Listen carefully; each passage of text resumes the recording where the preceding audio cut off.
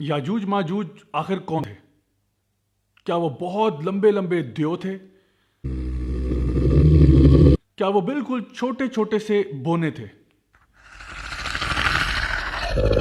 کیا ان کے بڑے بڑے کان اور لمبے لمبے سینگ ہوا کرتے تھے؟ جب وہ پہلے کسی زمانے میں ہوا کرتے تھے تب وہ کیا کرتے تھے، اور اب جب وہ آئیں گے تو پھر وہ دنیا میں کیا کریں گے؟ السلام علیکم ورحمۃ اللہ وبرکاتہ. My dear brothers and sisters, my name is Raja Zia ul-Haq, اور آج میں آپ کے ساتھ شیئر کروں گا یاجوج ماجوج from the Quran and Sunnah, separating myth from reality.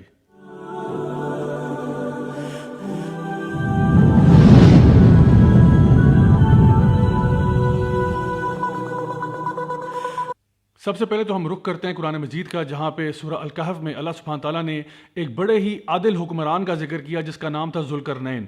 Zulqarnain نے اپنی فوج کے ساتھ ایسٹ اور ویسٹ ٹریول کیا، حتیٰ کہ وہ ایک ایسے مقام پر پہنچ گئے جو دو پہاڑوں کے بیچ میں تھا، جہاں پر ایک قوم رہتی تھی جو کہ عام زبان نہیں سمجھ پاتی تھی. اس سے پتہ ہی چلتا ہے کہ وہ ایک ایسے ریموٹ ایریا پر پہنچ گئے جہاں کی عوام جو ہے وہ لوگوں کے ساتھ ان ٹچ نہیں تھی. اس قوم نے جب ذوالقرنین اور ان کے لشکر کو دیکھا اور ان کی پاور اور مائٹ کا آئیڈیا کیا تو انہوں نے ان کو ریکویسٹ کی، قالوا یا ذوالقرنین انا یاجوج وماجوج مفسدون فی الارض، کہ اے ذوالقرنین یاجوج ماجوج نے یقیناً بہت فساد برپا کیا ہوا ہے، تو آپ ہماری مدد کیجئے کہ ان کے اور ہمارے بیچ میں ایک بیریئر، ایک دیوار کھڑی کر دیں. اب دیکھیے یہاں پہ بڑا ایک امپورٹنٹ پوائنٹ ہے کہ ذوالقرنین نے ان سے یہ نہیں کہا کہ ایسی کوئی بات نہیں، یاجوج ماجوج کو تو ہم ایک سیکنڈ میں ختم کر دیں گے، کوئی ایسی بات نہیں، ہمارے پاس طاقت اور پاور بہت زیادہ ہے. بلکہ ذوالقرنین نے اگری کیا کہ واقعی آپ کی بات سچ ہے کہ ان سے لڑنا ممکن نہیں ہوگا، ان کے اور ہمارے بیچ میں ایک بیریئر ہونا چاہیے.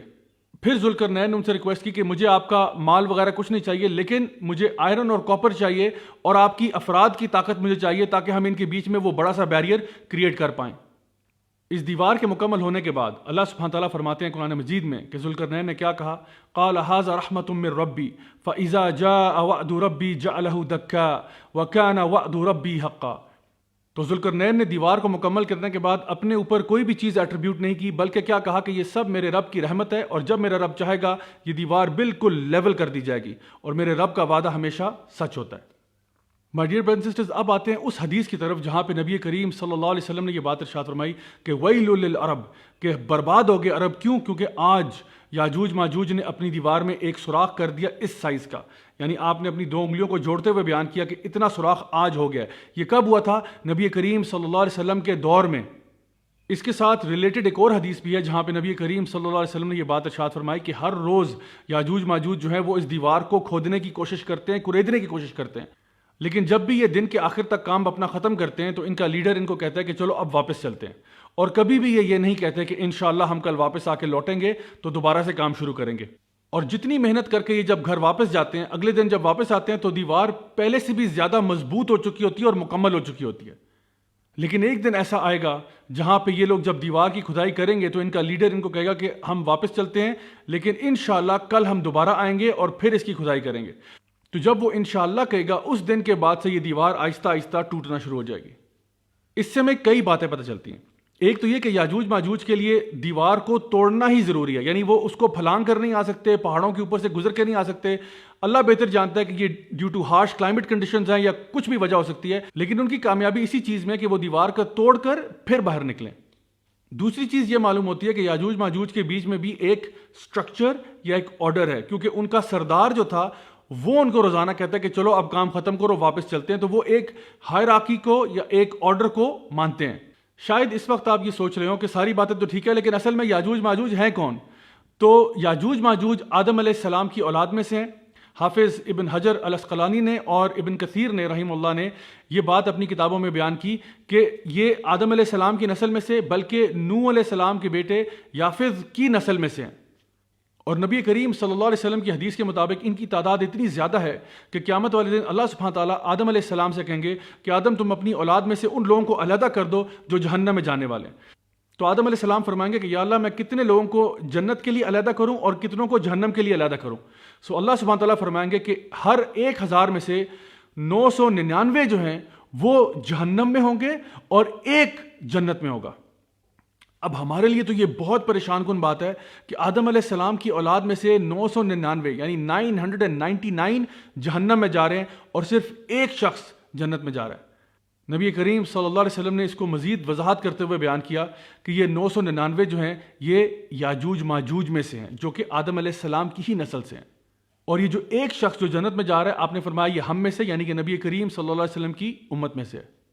اس سے آپ اندازہ لگا سکتے ہیں کہ یاجوج ماجوج کی تعداد کتنی زیادہ ہے۔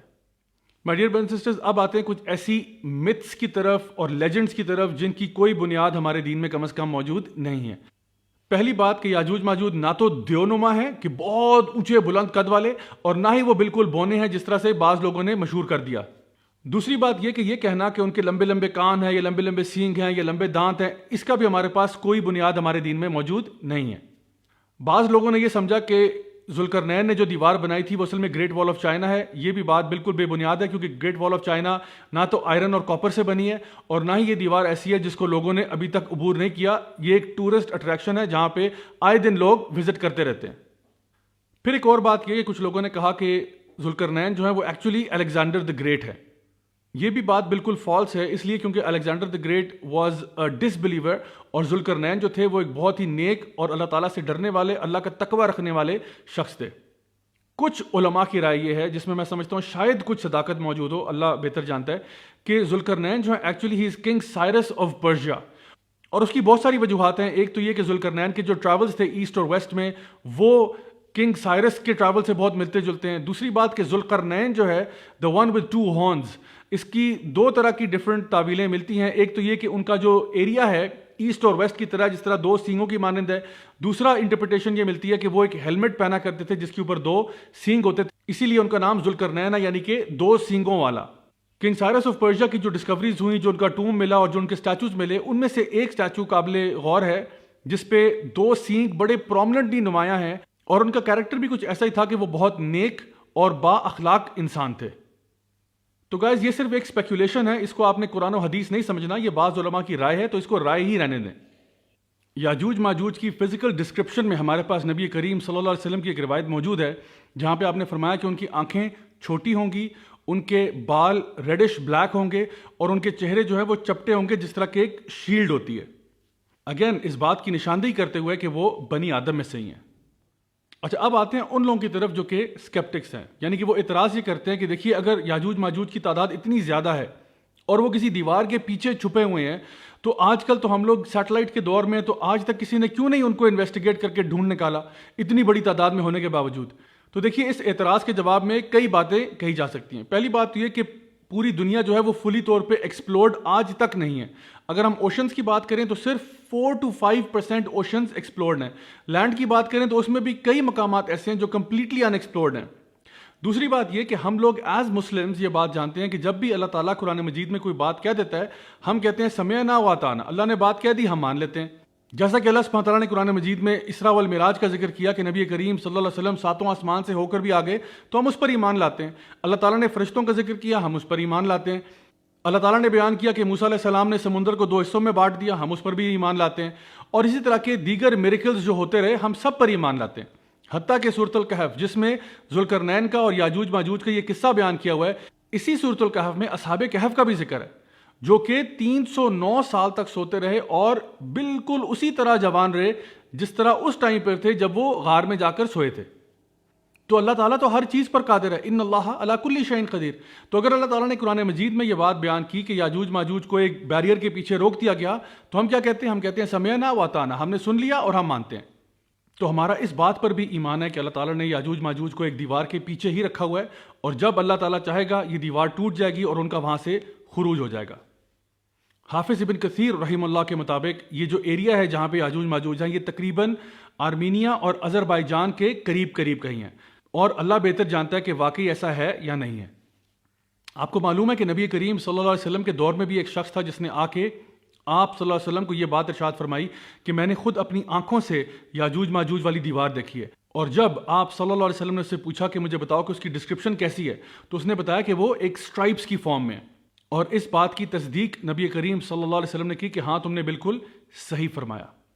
اسی طرح سے اور بھی کچھ روایات ملتی ہیں کہ لوگوں نے جا کے بعد میں بھی اس دیوار کو دیکھا، لیکن ان روایات کو ویریفائی کرنا ہمارے لیے آج بہت مشکل ہے۔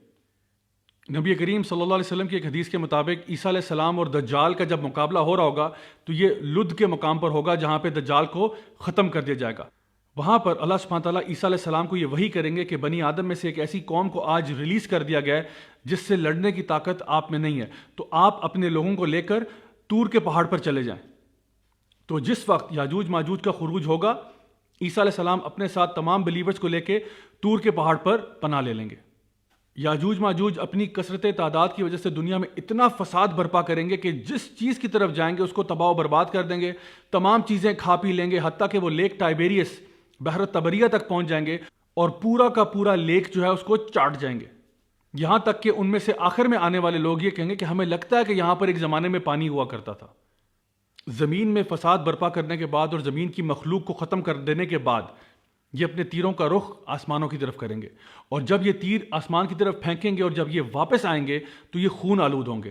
اصل میں انہوں نے مارا کسی کو نہیں ہوگا، یہ اللہ تعالیٰ ان کو ایک دھوکہ دے گا کہ ان کے تیر خون آلود ہو کے واپس آئیں گے۔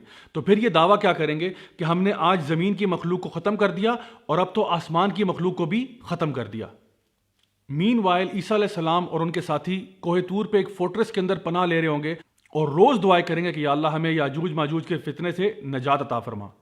پھر ایک دن کیا ہوگا کہ یاجوج ماجوج کی گردن سے ایک کیڑا نکلے گا جو کہ ان کی موت کا باعث بنے گا، اور تمام یاجوج ماجوج اس طرح مر جائیں گے جیسے کہ ایک جسم مر جاتا ہے۔ پھر دنیا میں بالکل خاموشی ہوگی، اور اسی طرح کئی دن کی خاموشی کے بعد عیسیٰ علیہ السلام کے ساتھیوں میں سے لوگ ایک دوسرے کو انکریج کریں گے کہ جاؤ خبر لے کے آؤ کہ یاجوج ماجوج کے ساتھ ہوا کیا، کیونکہ بالکل کچھ دنوں سے خاموشی ہے۔ بعض لوگ شاید یہ سوچ رہے ہوں گے کہ یہ ایک ٹریپ ہے کہ یاجوج ماجوج جان بوجھ کر خاموش ہیں تاکہ ہم لوگ جب نیچے اتریں تو ہمیں یہ ہڑپ کر جائیں، لیکن بعض لوگوں کا یہ کہنا ہوگا کہ نہیں، شاید وہ واقعتاً مر چکے ہوں۔ لیکن پھر انہی لوگوں میں سے ایک بہت ہی بہادر شخص قلعے سے نیچے اترے گا یہ بات جانتے ہوئے کہ میری موت تقریباً یقینی ہے، لیکن جب وہ نیچے اترے گا تو وہ دیکھے گا کہ تمام زمین یاجوج ماجوج کی ڈیڈ باڈیز سے بھری پڑی ہے۔ وہ یہ خوشخبری آ کے باقی اپنے ساتھیوں کو دے گا، اور پھر یہ لوگوں کے لیے ایک خوشی کا سما ہوگا کہ اللہ تعالیٰ نے یاجوج ماجوج کو ختم کر دیا۔ یاجوج ماجوج کی ڈیڈ باڈیز اتنی زیادہ تعداد میں ہوں گی کہ زمین پر چلنے کی جگہ تک نہ ہوگی، اور بدبو فضا میں چاروں طرف پھیلی ہوگی۔ اللہ سبحانہ تعالیٰ پرندے بھیجے گا جن کی گردنیں اونٹوں جیسی ہوں گی، شاید یہ کوئی جائنٹ ولچرز یا کانڈورز ہوں جو یاجوج ماجوج کی باڈیز کو اٹھا کر اس جگہ پر پھینک دیں گی جہاں پہ اللہ تعالیٰ چاہے گا، اور اس کے بعد 40 دن تک خوب بارش ہوگی حتیٰ کہ زمین بالکل صاف ستھری کر دی جائے گی۔ یہ وہ ٹائم ہوگا جب زمین خوب غلہ، اناج، پھل اور پھول اگائے گی اور لوگ پیٹ بھر کر کھایا پیا کریں گے۔ یاجوج ماجوج کے بعد بھی حج اور عمرہ بالکل برقرار رہے گا، حتیٰ کہ عیسیٰ علیہ السلام بھی حج کے فرائض ادا کریں گے۔ My dear brothers and sisters, یاجوج ماجوج کے قصے سے جو بات ہماری سمجھ میں آتی ہے وہ یہ ہے کہ ہمارے پاس استطاعت نہیں ہے یاجوج ماجوج سے لڑنے کی، یعنی کہ اللہ سبحانہ تعالیٰ کی طرف سے کبھی کبھار کوئی ایسے ٹرائلز اور ٹریبولیشنز آتے ہیں جس کے خلاف ہم فزیکلی کوئی ایکشن نہیں لے سکتے، لیکن یاد رکھیں کہ دعا مومن کا ہتھیار ہوتا ہے۔ جس طرح سے عیسیٰ علیہ السلام اور ان کے ساتھیوں نے اللہ سبحانہ تعالیٰ سے دن اور رات دعائیں مانگی، اللہ تعالیٰ نے ان دعاؤں کو سنتے ہوئے یاجوج ماجوج کی گردنوں میں ایک ایسا کیڑا پیدا کر دیا جس نے ان سب کو ایک جسم کی طرح ہلاک کر دیا۔ بالکل اسی طرح سے اللہ تعالیٰ ہماری مدد کو بھی آتا ہے جب بھی ہم کسی ایسے فتنے میں ہوں جس سے لڑنے کی ہمارے اندر کوئی سکت یا طاقت موجود نہ ہو۔ تو یاد رکھیے، دنیا کی بڑی سے بڑی مصیبت ہمارے پہ آن پڑے، بڑے سے بڑا پرابلم ہمارے پہ آ جائے، اللہ نے ہمیں چھوڑا نہیں ہے، اللہ ہمیشہ ہمارے ساتھ ہے۔ تو آئیے مل کے اللہ تعالیٰ کو پکاریں، اللہ تعالیٰ سے دعا کریں تاکہ اللہ تعالیٰ ہمارے اوپر آئی ہوئی آفتیں، وبائیں ٹال دے۔ میں دعا کرتا ہوں کہ اللہ تعالیٰ ہم سب کو اپنے حفظ و امان میں رکھے، اللہ تعالیٰ ہمیں اپنے دین کی صحیح معنوں میں سمجھ عطا فرمائے، اللہ تعالیٰ ہمیں ہر قسم کے فتنوں سے محفوظ رکھے اور ہمیں دنیا میں بھی خیر عطا فرمائے اور آخرت میں جنت الفردوس میں اعلیٰ مقام نصیب فرمائے۔ دس از می راجہ ضیاء الحق signing off, until next time, والسلام علیکم ورحمۃ اللہ وبرکاتہ۔ Look in the mirror, tell me what do you see? Don't be blind, tell me now what do you see?